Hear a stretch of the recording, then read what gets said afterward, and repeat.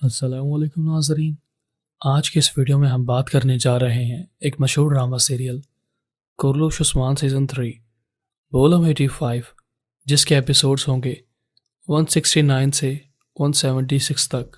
تو چلیے ناظرین شروع کرتے ہیں۔ ایپیسوڈ نمبر 169 کا آغاز کچھ اس طرح ہوتا ہے۔ عثمان صاحب تمام سرداروں سے بات چیت کر رہے ہوتے ہیں۔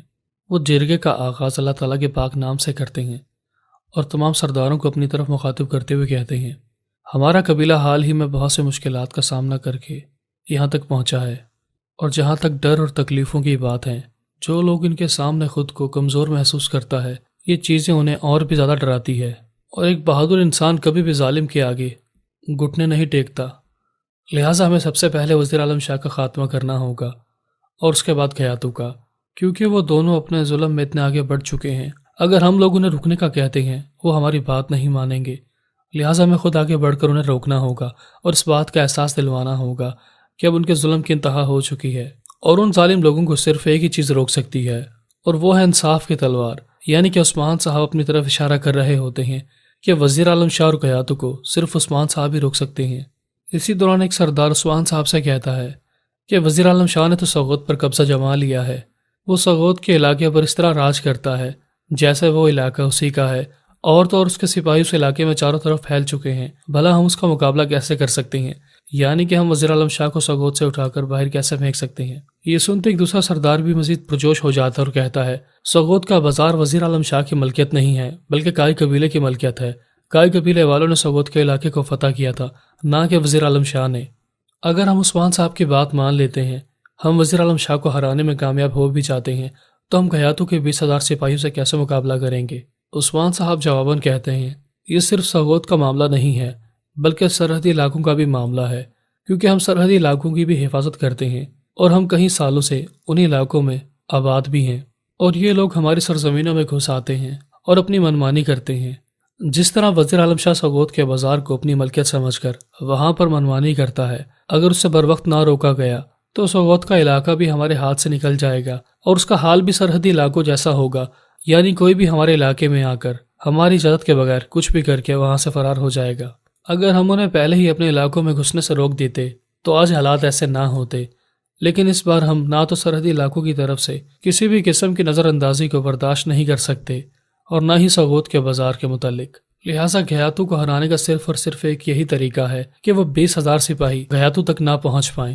گندوز بے سنتے حیرانگی سے عثمان صاحب کی طرف دیکھتے ہیں کہ اب عثمان صاحب اپنے چند سپاہیوں کے ساتھ 20,000 منگول سپاہیوں کا اکیلے ہی مقابلہ کرنے کے لیے جائیں گے؟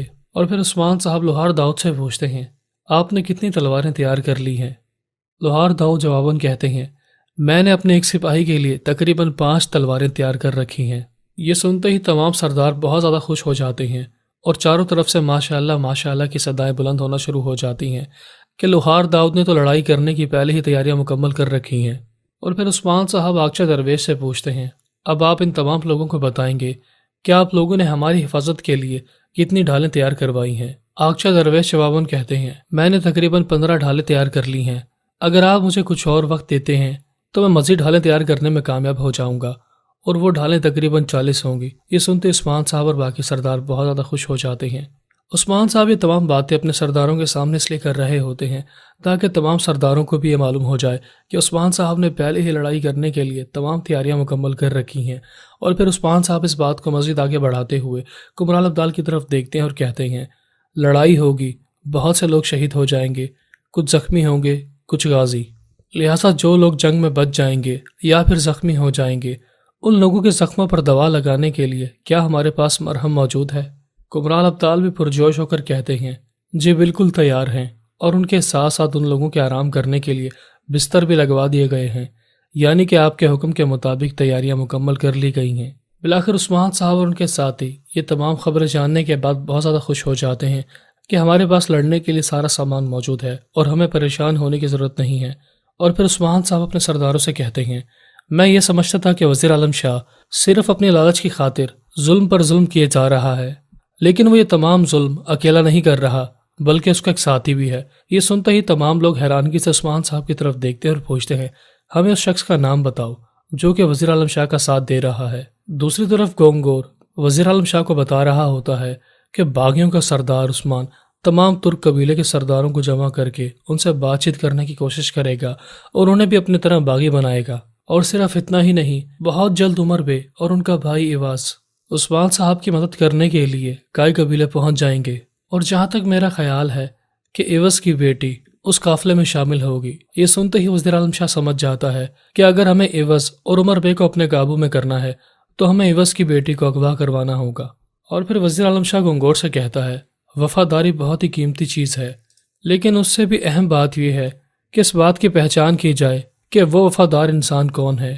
لہٰذا اگر کوئی بھی قبیلے کا سردار عثمان کا وفادار بنتا ہے تو یہ چیز ہمارے لیے بہت زیادہ نقصان دہ ہوگی، اور پھر اس کا وہی حشر ہوگا جو کہ عثمان کے ساتھیوں کا ہوتا ہے، اور آخر میں وہی حشر عثمان کا بھی ہوگا۔ یعنی کہ وزیر اعظم شاہ گنگور کو اشارہ دے دیتا ہے کہ اگر کوئی عثمان کا ساتھ دینے کے لیے تیار ہو جائے تو اسے مارنے میں ذرا بھی دیر نہ لگانا۔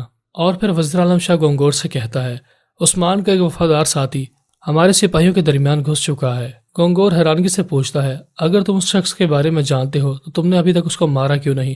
وہ زندہ کیوں ہے؟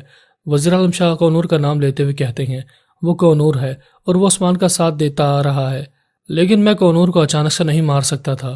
وہ بہت ہی بہترین کمانڈر ہے اور اس کے ساتھ ساتھ وہ عثمان کی بہت سی خبریں مجھ تک پہنچاتا رہا، اور کونور کو اس بات کا بھی احساس نہیں ہے کہ اس نے وہ تمام خبریں عثمان صاحب کی مدد کرنے کی بجائے عثمان کی مشکلات میں اضافہ کرنے کے لیے ہم تک پہنچائی ہیں۔ یعنی کہ میں نے کونور کو عثمان کے خلاف استعمال کیا ہے، اور کونور کو اس بات کا احساس بھی نہیں ہے، اور وہ یہ سمجھتا ہے کہ مجھے اس کی غداری کا علم نہیں ہے۔ اور پھر وزیر اعظم شاہ عربے سے کہتا ہے، تم فوری طور پر کونور کے پاس جاؤ اور اسے یہاں پر بلا کر لاؤ۔ اور پھر جیسے ہی وہ سپاہی وہاں سے جاتا ہے تو وزیر اعظم شاہ گنگور سے کہتا ہے، اب تم فوری طور پر عثمان کا خاتمہ کرنے کے لیے اپنے بھائی سے ملاقات کرو۔ میں چاہتا ہوں کہ عثمان کا خاتمہ ایوز اور عمر بے کے پہنچنے سے پہلے ہی ہو جائے۔ دوسری طرف کائی قبیلے کے سردار عثمان صاحب سے پوچھ رہے ہوتے ہیں کہ ہمیں اس غدار انسان کا نام بتاؤ جو کہ وزیر اعظم شاہ کا ساتھ دیتا آ رہا ہے۔ عثمان صاحب یہ سن کر گنگور کا چہرہ یاد کرتے ہیں، لیکن گنگور نے اپنے چہرے پر نقاب پہنا ہوا تھا۔ اور پھر عثمان صاحب اپنے کائی قبیلے کے سرداروں سے کہتے ہیں، میں یہ تو جانتا ہوں کہ وہ انسان وزیر اعظم شاہ کا ساتھی ہے، لیکن میں نے اس کا چہرہ نہیں دیکھا۔